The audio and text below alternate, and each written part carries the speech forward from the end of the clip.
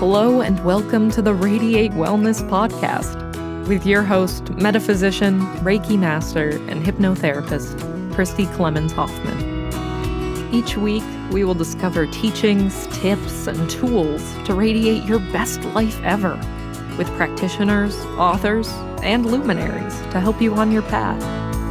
Wellness, joy, peace, abundance. What do you want to radiate? Hello and welcome back to the Radiate Wellness Podcast. Today we radiate good health with return guest Mark Anthony J.D., the Psychic Explorer. Hello, Mark. So good to have you back again.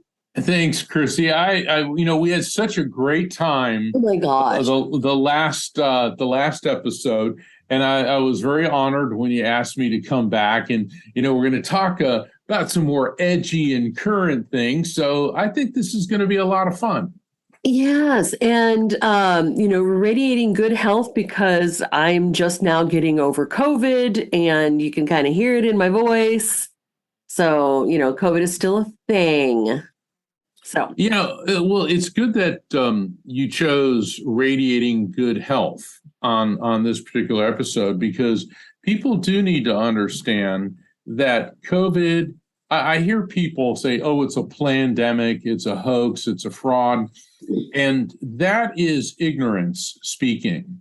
I get my science from doctors, from biologists, and from the immunologists who study this, not from tweaked out extremists hanging out at crystal meth labs. Okay.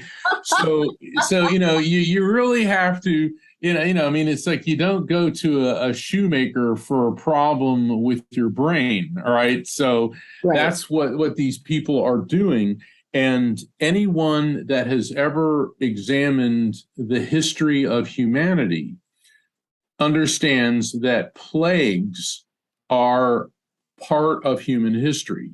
The last big one was the so-called Spanish flu at the end of World War I, which was like 1918, 1919, around there, which killed, I believe, 25 million people worldwide. And back then, you got to realize the world only had about 2.5 billion people in it. So that was a huge amount of people. And certainly HIV was a plague. Polio was a plague. And now, aren't we happy, Christy, that our parents and grandparents didn't act like a bunch of horses' butts about, oh, the polio vaccine is a government hoax? Let me tell you, if people would have acted that way with a polio vaccine, can you imagine how many physically disabled people there would be in the world today? So the truth of the matter is, human history is filled with plagues, and this is simply a reality. And unfortunately, COVID-19 is the plague that we are dealing with now. Right, and it is no joke, So yes, so COVID-19 is going on right now. I was wanting to, I invited you back, Mark, not only because I really enjoyed talking to you last time, which I did, but it's that there's a lot of stuff going on in the world right now. It's crazy. Have you seen the Netflix film Death to 2020?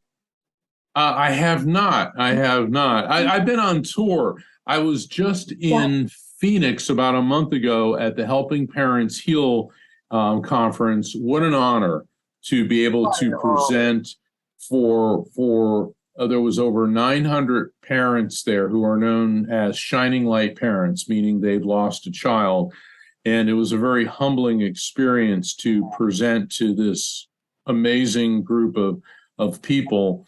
And then about a week and a half ago, I was in Salt Lake City for the IANS, International Association for Near-Death Studies 2022 annual conference, where I was also a keynote speaker. And then in 3 weeks, I'll be in Virginia Beach at the Edgar Cayce Ancient Mysteries Conference. Oh my gosh. Yeah, and it's cool because I'm presenting sacred astrology, the Mystical Magi and the Mysterious Star of Bethlehem. And I'm presenting evidence of the findings of modern day astrophysicists who have explained what the Star of Bethlehem really was. And and it's really a lot of fun. And then on September 23rd and 24th, I've got 2 light circles presented by Bright Live.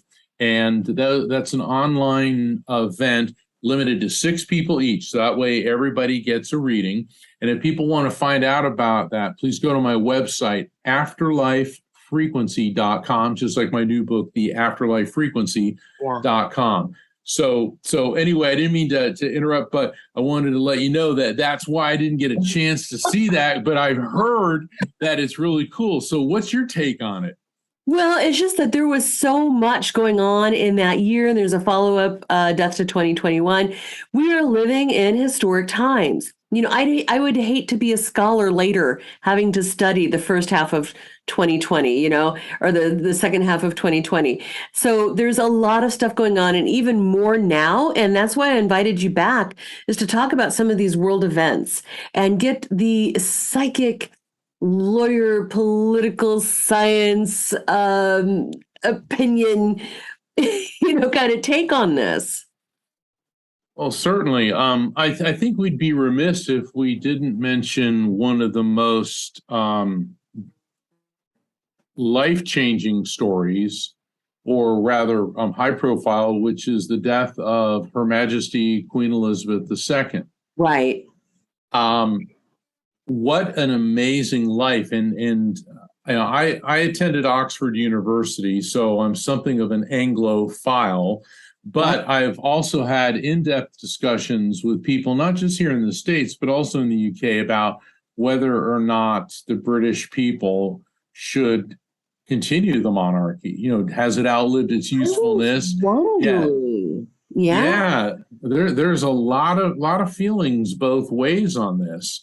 And I was fortunate. I got to see Her Majesty twice. Oh my gosh. Yeah, and both times it was kind of very happen chance. I was at a reception for Rhodes Scholars at the Rhodes House at Oxford. And all of a sudden this this Rolls Royce pulls up, and it's surrounded by security, and this little tiny lady pops out. And I remember she was wearing this bright green dress with this bright green hat. She waves to the crowd and everyone's cheering. And I was so impressed that she was a little tiny lady. I think she was only like 5'2" or maybe 5'4", or something like that. And everybody was just like thrilled. And then a week later, I was in Scotland. I was in Edinburgh, the capital of Scotland, and I happened to be walking by Holyrood House, which is the royal residence in Edinburgh. And these 2 police officers said, "Are you an American, are you? You want to see Her Majesty? Wait here with us, And all of a sudden, this Rolls Royce comes pulling out, and the door pops open, and this little lady in a bright yellow dress with a bright yellow hat, hello. She's waving to the crowd, everyone's cheering, And it was funny because some people are like, "You saw Her Majesty twice?" And it's like, yeah. But I did get in trouble. I was at St. Giles Cathedral in Edinburgh, and there was this box. It was the royal box with this, and I climbed up and I sat in it. And this guy, one of the guards, goes, "That's Her Majesty's box. Yes, no, it's a lie." No. So apparently, I got to sit where the royal rump did, and and of course, being an American, they were like, "Oh, an American." But the thing is, I always had respect for the Queen, because she was the standard of elegance, of class, and no matter what life threw at her and her family and her country, she was always very stoic. I mean, her last speech that she gave about COVID, she said that, we're facing trying times, but we will meet again. We will get through this. And the people who favor the monarchy what's really fascinating about it, we don't have anything like that in the United States. I mean, we idolize, rock and roll stars and movie stars and certain celebrities, but the monarchy is to be above politics. That's why you don't see, even though the prime minister is required to meet with the monarch once a week, and Prince Charles has already met with the new prime minister. Isn't it amazing? Great Britain has had 3 female prime ministers, and the best the U.S. can do is 1 female vice president. So socially, they certainly have made strides. Now, our female vice president is a woman of color, so this is true. This is true. All right, so we get some points for that. But the thing is, the Queen symbolizes, or the King now, the country, and is something to aspire to. It's a moral leadership. It's a guiding light. It's a spiritual leadership in a way too. This, it's the whole ceremony makes them anointed by God. The origins of the ceremony. That is 100% accurate. Mm-hmm. And King Charles said something. It's getting hard referring to him as King Charles because we've been calling him Prince Charles. I mean, my entire life, the Queen has been the Queen. And if you said the Queen, everybody knew who you were talking about. But King Charles said that, he's the head of the Church of England. And that's the monarch's role. The Anglican Church, the Church of England, it behaves procedurally very much like the Catholic Church because it was essentially created by Henry VIII when he wanted a divorce from Catherine of Aragon to marry Anne Boleyn. And he kept getting into fights with the Pope. So there was a split between the two churches. And certainly Queen Elizabeth I furthered that division, and they created the Church of England, which in the United States is the Episcopalian Church. Right. Okay. But the ceremony is very much like I was raised in the Catholic faith, and the ceremony is very much like the Catholic faith. And so for the past 500 years, the king, the monarch, the queen was or is the head of the Church of England. And Charles said something very clever, very skillful the other day. He said that Britain is a country of many faiths, and he came out and said, which will all be respected.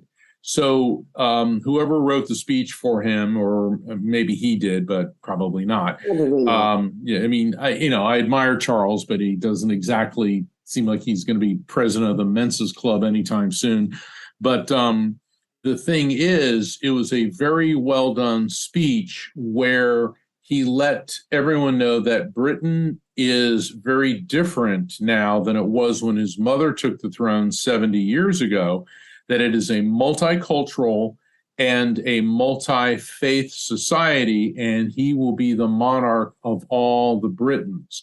And I think that was a very necessary and very clever move. So the people of Britain, they fight for king and country. They aspire to this ideal of what their country stands for and is about, and the monarchy embodies that. And then that way, Parliament, with the Prime Minister and the two houses, the House of Commons and the House of Lords, they can sit there and get all the down and dirty and nasty politics and this and that. Whereas in the United States, the president is the head of government, but then is also embroiled in this unending political squabbling. Right, because they're also seen as the head of party. The head of the party, yeah. And I'm certainly not advocating for the United States to have a monarch. No. But that's the difference. That's the difference between yeah. But let's get down to why did this really happen? All right. Yeah. So 500 years ago, Henry VIII, he assumed the throne of England. And he had a wife, Catherine of Aragon. She was the daughter of Ferdinand and Isabella, who funded Christopher Columbus's adventure in exploration and invasion of the New World. And so she had a lot of clout, a lot of money, a lot of power, but she was unable to produce him a son. Now, Henry didn't realize, and of course they didn't know this back then, that it's the man's chromosomes that determine the gender of the child. Right. So he wanted her gone, and she was Catholic. And of course, being Catholic and Spanish and ties to Rome, she had a lot of political clout. Anyway, in comes the Boleyn family, and Anne Boleyn's father and uncle were the most shameless political climbers probably in British history. They had two daughters, and they basically pimped them out. And so they got Anne into the court.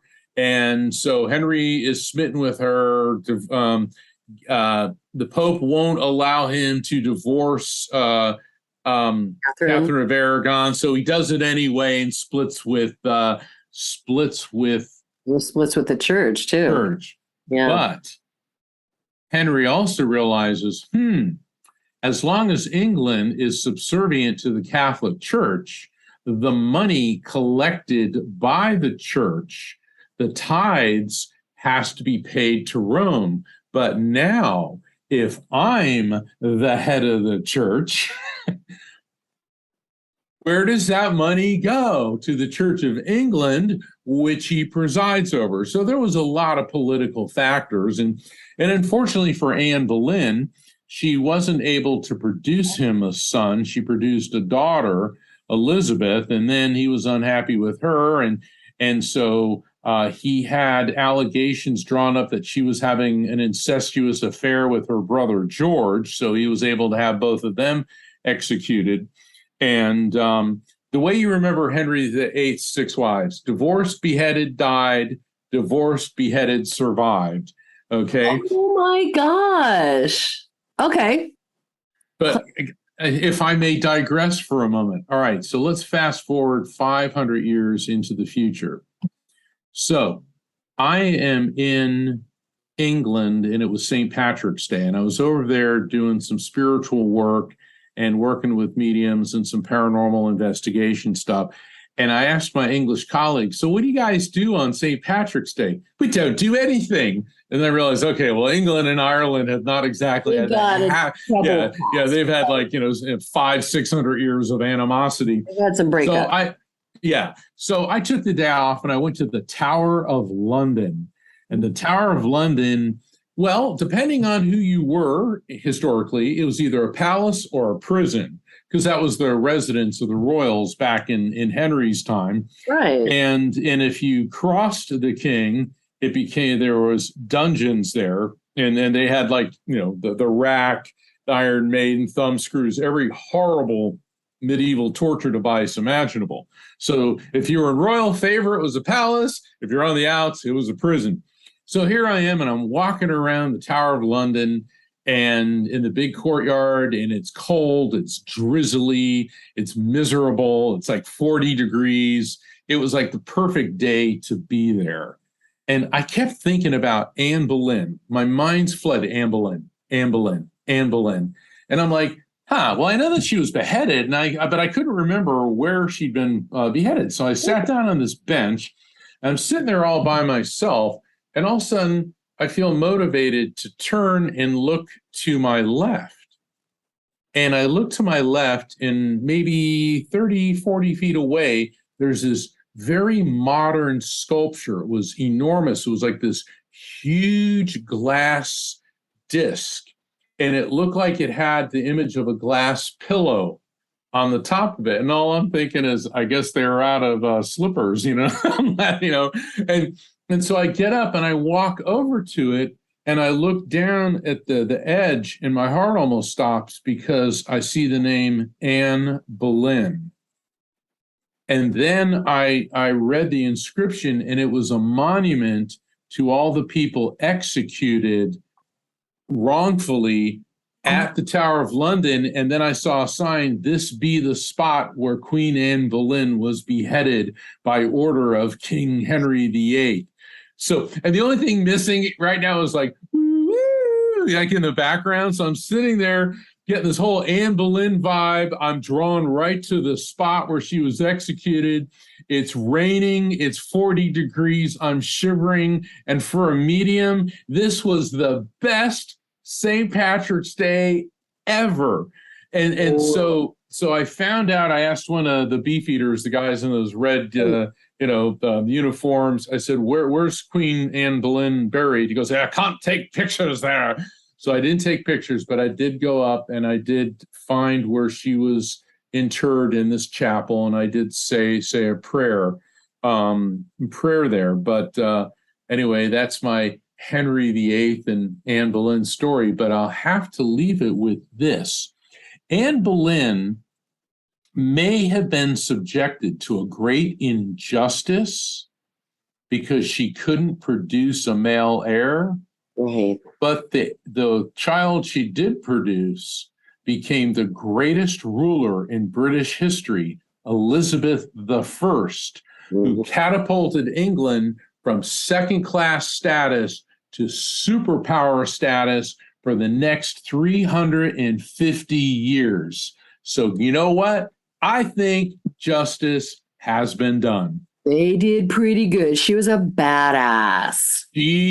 Yes. If you look up badass in the dictionary, she outmaneuvered the kings of France, Spain, the Holy Roman Emperor, the Pope. She outmaneuvered, outfought all of them. Her navy sent the Spanish Armada to the bottom of the English Channel. So Elizabeth, and by the end of her reign, England was the wealthiest and most powerful country in the world. Yeah. Yes. Elizabeth I.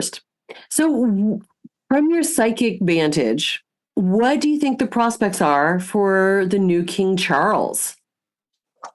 I don't think it's going to be a cakewalk for him, but I think he's actually going to do very well. Right now, he's riding on the popularity and the sympathy of his mother's passing.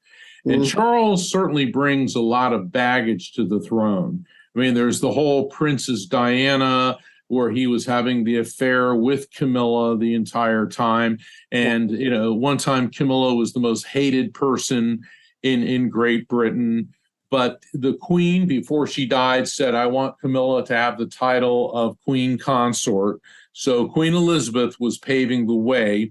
Charles is coming out of the box right away. I think where he's dropping the ball. He made overtures. I want to give my love to Harry and Meghan, and he's acknowledging the lives they're building for themselves.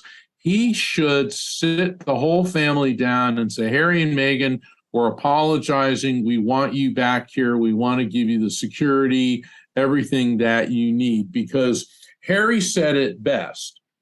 The British Commonwealth, and for people who don't know what that is, the Commonwealth is a collection of countries that used to be part of the British Empire.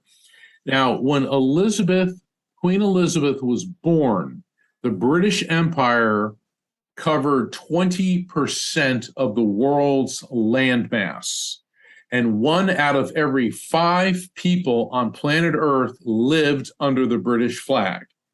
Now, by the end of her reign, and so when the Britain has a couple islands here and there, but the Commonwealth are former colonies of the British Empire, and they're part of an organization, and they have the Commonwealth Games, and they have trade agreements and things like this. And a lot of Commonwealth countries, like Jamaica, wants to pull away, and I think Barbados and some other India is talking about leaving it. Yeah. But the thing is, Meghan Markle, and Harry said this, or rather the Duchess of Cornwall, Sussex, the Duchess of Sussex, Meghan Markle, would be the best thing for the Commonwealth. Because here's a member of the royal family who's, half Black, and they have children that are mixed race. And the people of Africa, because most of the Commonwealth countries are in Africa, and a number like India, a very important one in Asia, could identify to her a lot more than these frosty, blue-eyed Europeans. And so I think that Charles should make a concerted effort to get Harry and Meghan back into the royal fold. And even if that doesn't work out, they have to walk away not looking like a bunch of stodgy, scepter up the, where, elitists. Right. And I'm really disappointed in Prince William and Princess Kate, because there seems to have been this prejudicial overtones, at least from Harry and Meghan's standpoint, directed at them from Charles and Kate. And that should not be. That simply should not be. And then there's other people who say, well, Meghan Markle's the Yoko Ono of the royal family. And that's, and I'm going to say this about Yoko Ono. I think she's been treated so brutally and unfairly for decades, and to call Meghan Markle the Yoko Ono of the royal family. Yoko Ono fell in love with somebody who loved her, and they wanted to be together. And maybe that irritated other members of the Beatles, and maybe that irritated a lot of people. But you know what? That was John and Yoko's business, and they loved each other immensely. And then she had to witness the love of her life being gunned down by a psychopath. So I really think people need to cut Yoko some slack. Oh, yeah. And I think with Meghan, talk about being an outsider, American, mixed race. She said, I didn't even know how to curtsy. Well, where the heck was Camilla? Camilla should have taken her under her wing, taught her the nuances of the court. Kate Middleton or Princess Kate should have done the same thing. Where was Princess Anne? They're all like, they could have taken a couple days and said, look, Meghan, we know that you're an outsider and we're going to help you. And so I don't know what really went on there because I wasn't there. I've heard what Harry and Meghan said to Oprah, and I've read some things, and I see how the British royal family is. But if the monarchy wants to survive, and if they want the monarchy and the Commonwealth to survive, then they better look to their own house first. Mm-hmm. Did you know that Radiate Wellness is more than just a podcast? That's right. We're also a comprehensive, holistic wellness practice. Find out about our services, practitioners, and upcoming events at radiatewellnesscommunity.com. While you're there, visit our podcast page to read more about our great guests and even donate to the podcast. If you like our podcast, you can help in other ways as well, like subscribe or follow us wherever you're listening right now. Tell a friend, a family member, or a coworker about the great content you find here. And if you wouldn't mind, please give us a thumbs up, a 5-star rating, or a positive review.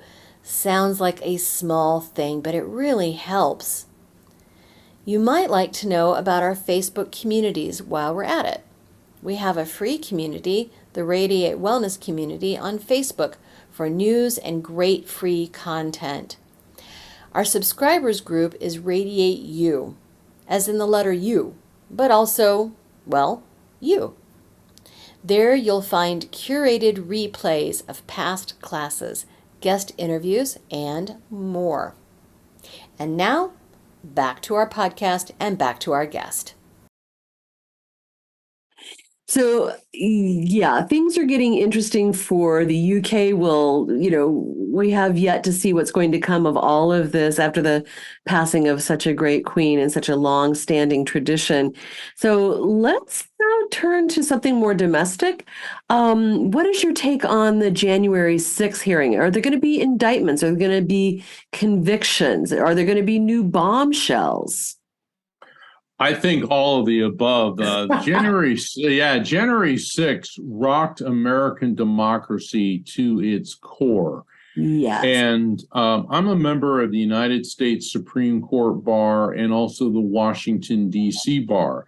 And I've been to Washington, D.C. as part of a congressional exploratory committee. I was briefly working with a politician who was considering running for Congress, and I've been on that floor. I've been on the floor of the Congress, of the Senate and the House, and to me that is sacred space. Yeah. That this is like the temple of our democracy, and this is the altar. Right. And then to see these thugs, these criminals burst in there, breaking windows, smashing things, defiling it. The very bathroom in there. Yeah, I mean, yeah, they said they were defecating in the halls. They didn't show that on the news, but they were reporting it. The antics and the behavior that is reminiscent of some unstable banana republic in the third world. Right. And to me, it was the most vile and disgusting thing that I've ever seen, and that these extremists achieved something that Kaiser Wilhelm could not, that Adolf Hitler, Benito Mussolini, Tojo, and Joseph Stalin and Chairman Mao could not. They seized control, temporarily albeit, of the United States Capitol. And that is absolutely un-American. It is vile and anti-democratic. Anti-democratic. That is not, we're supposed to have the peaceful transfer of power in the United States. These people were calling for the execution of the vice president, Mr. Pence, and even erected gallows out front. Right. And so that we all know that that's what happened. And there's some people who favor that. And if you do, I'll tell you right now, I disagree with wholeheartedly. That not be happening. I think there's going to be more subpoenas issued. I think that once the Mar-a-Lago documents come to light, because something's going on there, which no other president in U.S. history has taken classified documents for their own personal use. I don't know what's in them. I think the special master was probably a good move by the Trump team to request a special master, because then you have a theoretically neutral party reviewing all these to determine what their status is. But I think that the full impact of what is behind January 6th hasn't even begun to reach the surface yet. Really? There's just been a revelation about there were texts that actually were found from the Secret Service. I heard that today. I was watching the news this morning, and because isn't that very interesting, the way the Secret Service, who has to keep track of all these things and records, suddenly, all the text messages are missing. From that day. Any day. Exactly. It's kind of like body cam footage. They're just everything else but that incident is gone. Yeah, in the practice of law, and I'm not going to name the corporation because I'm sure it applies to more than one, but there's one big box corporation which got in a lot of trouble one time because somebody was injured in their on their premises, and they requested the surveillance footage because everything, and it mysteriously got erased. Right. Yeah. So when things like that happen, I don't believe in coincidences. Also, I have a real problem, and I try never to get political. But since we're talking about this, during the presidential debates, when Mr. Trump said, "Proud Boys, stand back, stand by." Whoa. That sent a chill. When I saw that, because I watch all the debates, my blood ran cold. And then when now we see what's coming out is that the Proud Boys, who are an extremist, militia, militant, violent, or with the proclivity to have violence, organization, is being given explicit instructions by the president. Why would you say something like that? Proud Boys, stand back, stand by. Wow. Yeah. And so we're also seeing a corruption of the Republican Party, which is really tragic because this is the party of Abraham Lincoln. This is the party of Theodore Roosevelt. I mean, this is the party of Dwight D. Eisenhower, Right. of Ronald Reagan, of George Herbert Walker Bush. I mean, there have been some really great Republican presidents and legislators. And in the 1950s, during the McCarthy hearings, it was George Bush, the first George Bush's father, Right. stood up and confronted Senator McCarthy for his Cowardice and his horrible tactics. And so to see this happening is really, really shocking. Amazing. Right. Yeah, it is. But the thing is, America has been called the great experiment in democracy. Yeah. And we're far from perfect. And I love this country. I want people to understand that. I have been all over the world. I have studied. I have a degree in political science. I have worked in politics. I've practiced law. I've tried over 100 jury trials. I believe in and I love this country, but I'm also a student of history, and I know that we're far from perfect. The founders of this country, and we tend to put them on pedestals, but a lot of them owned slaves, including George Washington and Thomas Jefferson. And in fact, I had dinner recently with an African-American gentleman whose Thomas Jefferson was his, it was like great, it was like 5 greats. Oh, from his grandfather. Yeah. We were talking about all this, and he's funny. He said, well, he goes, and they had a reunion of all the Jeffersons descendants, and some are white. He goes, come on, they all got black in them. And I was laughing because I said, well, look at this hair. I said, my family's from Southern Italy. Where do you think I got this North African hair, And the thing is, we all got to be something. And if you go through our DNA, it's like, the different groups have been a melting pot. It's a melting pot. The world is a melting pot. Right. The world, yeah, absolutely. The world is a melting pot. Right. So would you be do you have any predictions for what's going to come out of the January 6th? Would you be up for something like that? Well, I'm not a fortune teller. I'm a medium. And what I do is I communicate with spirits and they'll transmit information to me. But during readings that I've been conducting within the last year, sometimes things about January 6th have come up because of the client that I'm doing the reading for may have a connection to what was going on there or things in the DC area.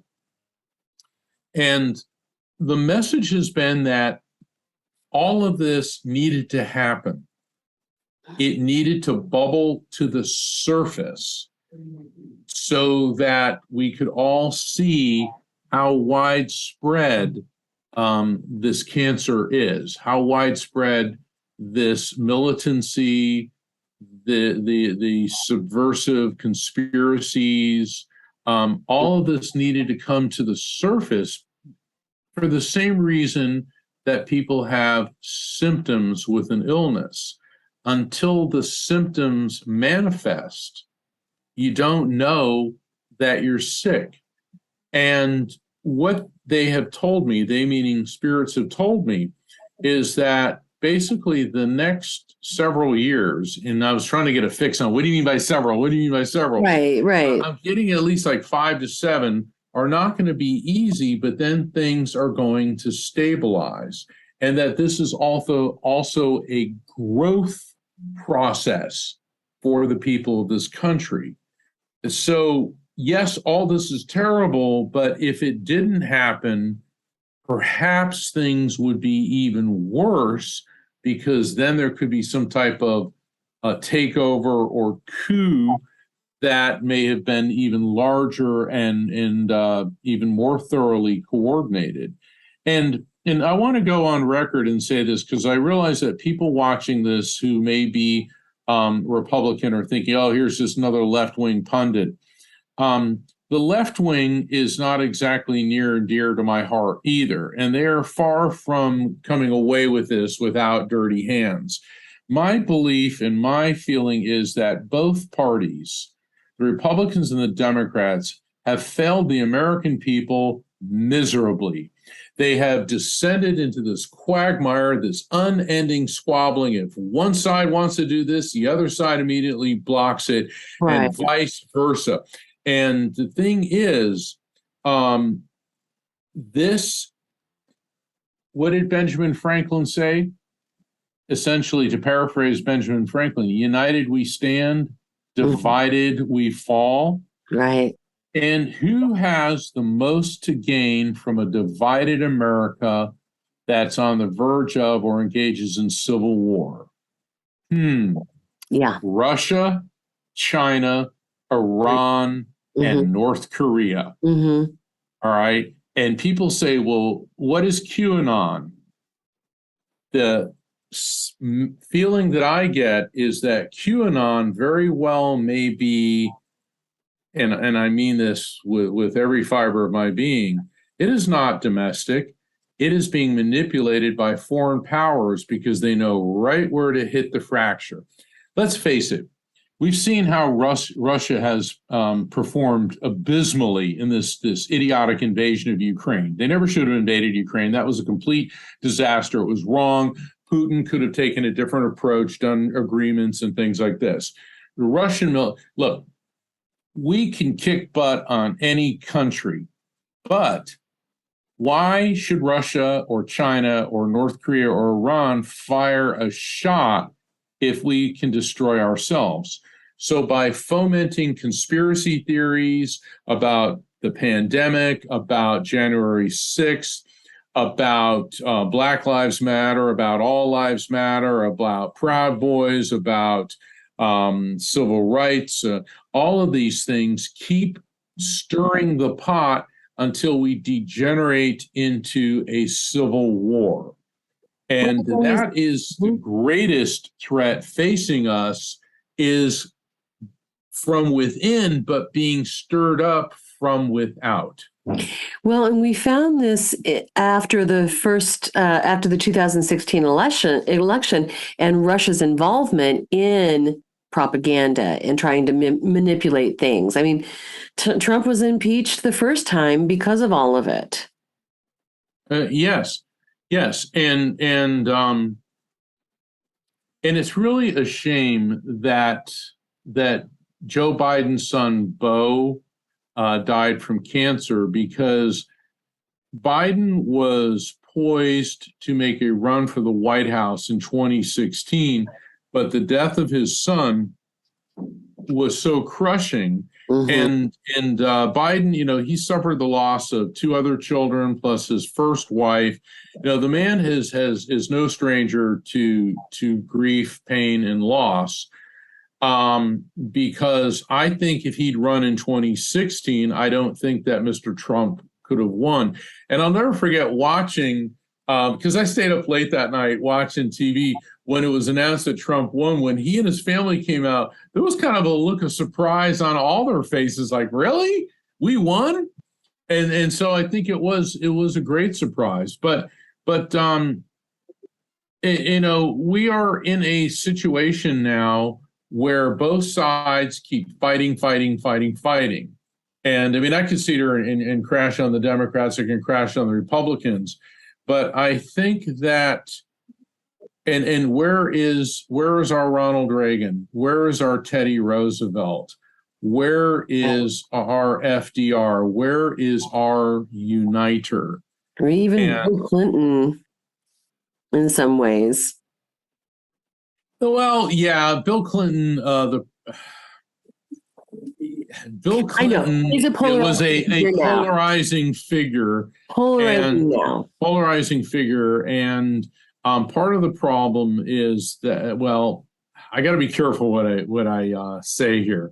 But let's just say that we need a new leader to emerge that doesn't want to be a third world banana republic style dictator. And I find it very amusing that people along the lines of Marjorie Taylor Greene and Lauren Boebert and people that can barely construct a sentence are calling Biden administration a banana republic when they're the ones that are acting like banana republic. I don't think they really understand what that is. And, yeah. And so we're seeing an extreme right wing here, but then you have other elements of the Republican Party like Adam Kinzinger and Liz Cheney, and I think to some extent Mitt Romney, Susan Collins, and I think there's others that are coming out and saying, hey, look, this is not what the Republican Party is all about. Because the Republican Party is always about truth and freedom and justice, a strong military, getting the government off the backs of the people. And what's happened is there's this extremist element that's taken place. But when you analyze American jurisprudence and rather, let's say American politics over the past 250 years, there have been times when the pendulum has swung to the left and times when the pendulum has swung to the right. Right. But typically, American politics ends up either to the right or the left of center. And that's been our staying power. And I think that's why all this had to bubble to the surface, because eventually it's going to swing back to the center when we get a leader in here that is not a polarizing figure. And unfortunately, that's not going to be happening for the better part of a decade. Oh, really? Very sadly, yeah. Yeah, that is unfortunate. Well, and you're right. It's like, if the red says this, the blue immediately fights it and negates it, and vice versa. We can't keep going on like that. No, and that's what the countries who are banking on. They're banking on the United States imploding from within. And you can't tell me that they're not also hoping that Scotland and Northern Ireland want to pull out of the UK, because then that diminishes a major Western power. They're loving seeing divisions in France. They're loving seeing the turmoil economically in the EU, because this is how they can gain an advantage. Because both China and Russia do not want the United States dollar being the world currency. They do not want the United States to be the military superpower. And so what they're banking on is strong social and political division. And, when you start hearing members of Congress, like the two I mentioned earlier, saying, oh, well, we should secede. Well, that's the beginning of the end. That's the beginning of the end. Right. So let's move the lens to maybe a more global perspective. What are your impressions or predictions, or what are you hearing about the Russia-Ukraine situation?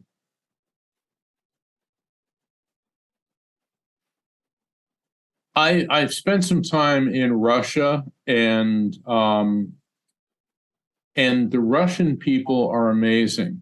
Their cultural, scientific, artistic achievements.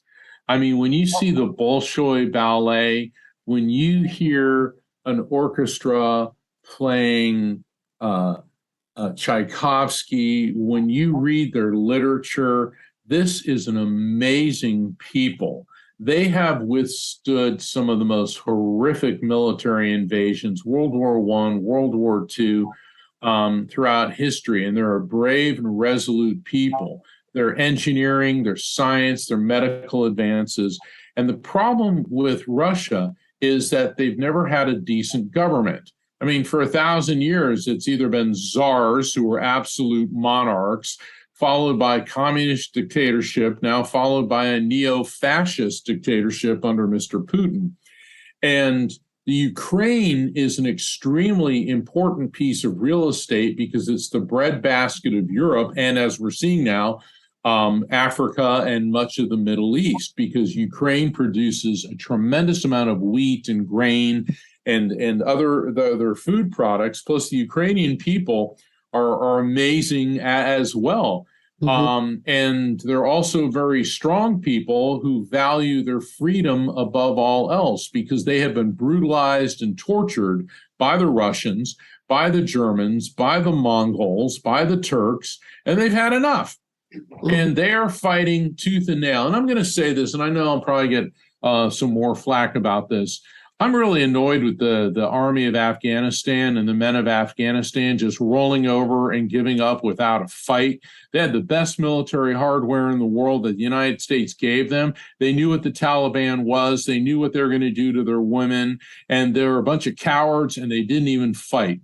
Whereas the people with Ukraine, who barely had the weaponry, were making Molotov cocktails and fought the Russians tooth and nail. And now that they have Western weapons, they have taken on the world's theoretically second most powerful military, second only to the United States, and have halted its advance and now begun a counteroffensive. And unless the Russians are stupid enough to use nuclear weapons, because if they do, even if they use a tactical, which would be a smaller nuke, well, then the radiation is going to get all over Russia too. Exactly. And that's So Putin's painted himself into a corner, but he's also like Adolf Hitler. His generals venerate him, but there's a few that like to put a bullet in his head. But then again, all the generals that did that to Hitler ended up hanging from piano wire, and they're very well aware of this. So I think what's going to happen is that this war is going to drag on until the Russian mothers begin to rise up and start putting pressure.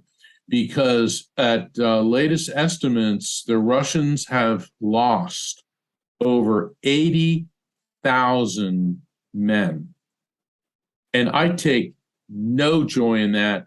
No pleasure in that. These are young guys that are in the military, and they're being sent into a war they don't believe in, and they're fighting against people that are their cousins. I mean, a huge amount of Russians have Ukrainian relatives and vice versa. Right. The thing is, the Ukrainian people are resolute and strong, and they're not going to give up. So I see this war going very badly for Russia. And this may lead, and I have a strong feeling, this is going to be what eventually unseats Putin from power. No, I agree. 100%. I have Russian contacts, many Russian friends, and they tell me that what their friends and family are hearing in Russia is all pro-Russia propaganda. That they're all, so it may take a while for the mothers to just say, wait a minute, this is not okay. And another thing I wanted to point out, did you see Zelensky's most recent statement about, will we have no food or Putin? Okay, no food, no water or Putin, no water, no electricity or he's like, cut everything off. We're not gonna have it. They're strong people. On my show, The Psychic and the Doc, right after the Ukraine war started, I reached out and I was able to get on our show the youngest member of the Ukrainian parliament, Sviatoslav Yurash. He's 26. I think he may be 27 now. And he's so Ukrainian. He's young, he's handsome, speaks 5 languages. I mean, he's brilliant. And his girlfriend was killed in a missile attack 3 days before the interview, along with this famous journalist. They were part of a Fox News team, and they got hit by a missile.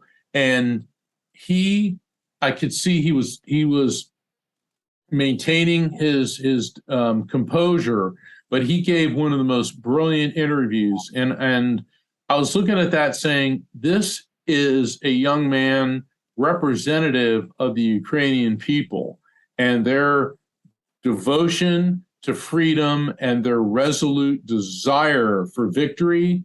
With that, I don't see how Russia could possibly conquer Ukraine. Absolutely. I think Ukraine is just going to have to play the game out until Russia just says, all right, we're not going to be able to succeed here. Right. So, yeah. Awesome. Yeah. It's been really, really great talking with you again today, Mark. I value your insight on all of these world stage kind of questions. And I understand that you're a medium, not a predictor, right? Not a fortune teller. Well, yeah. Still, you've got the understanding of what's going on, and I do appreciate your views. Well, I've been studying world history and politics my entire life. Exactly. I've for a brief period of time I was a Washington insider, and the thing is, I don't look at Republicans as the enemy or Democrats as the enemy. Mm-hmm. I look at Republicans and Democrats as having different ideas on how to solve problems. And it's high time we get back to, well, some of your ideas are okay, we'll work with those. Some of your ideas are okay, we'll work with those. Because that's the strength in America. We are a diverse and different, multicultural, multi-faith. We're a diverse people, but that's what gives us our strength. And just because someone disagrees with you, that doesn't make them your enemy. And that's what free speech is all about. And I'd like to end with this. When I was a young student and I was in Moscow, and we had this guide, and we used to nickname him the product of the state, because everything was Russia this and Russia that. And so he was going on and on about how the teachings of Marxist-Leninism were the highest form of philosophical thought the human brain can achieve. And I raised my hand around 19 years old. I said, so you expect us to believe that the highest form of philosophical thought ever achieved by the human brain is, well, boring economic theory? And everyone's like, Mark. And he walks over to me and he puts his hands on my desk and he leans up to me and goes, American boy. Difference between Soviet Constitution and American Constitution is not freedom of speech, but freedom after you make the speech. Well, I think that sums it up very nicely. Yeah. I learned a lot that day, and it was fascinating.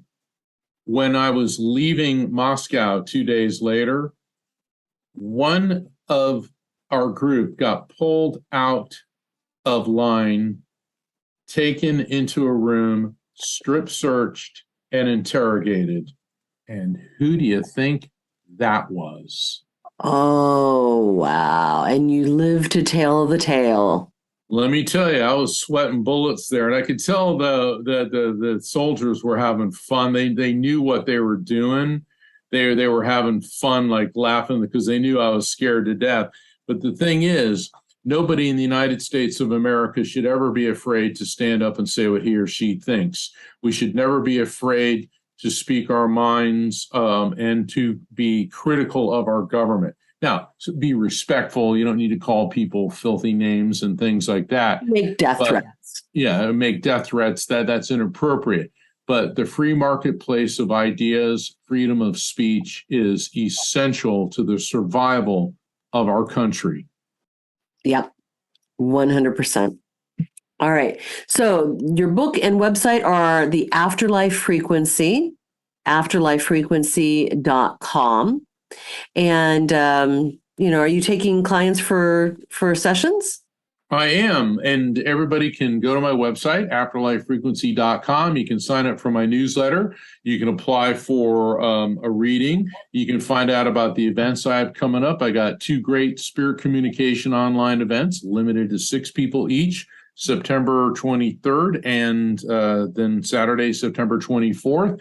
And I will be headlining at the Edgar Cayce Ancient Mysteries Conference. And I look forward to returning, Christy, and I look forward to seeing all of you when I'm on tour. Many blessings. God bless. And may God bless the United States of America. Amen. And may God bless planet Earth, that we respect our mother, planet Earth, and that may freedom be the light that guides us all. Thank you. Amen.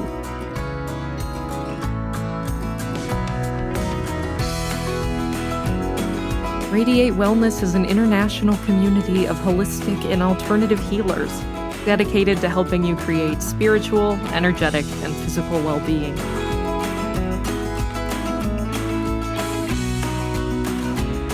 To learn more about our practitioners, services, classes, and events, or to schedule an appointment, visit us at radiatewellnesscommunity.com.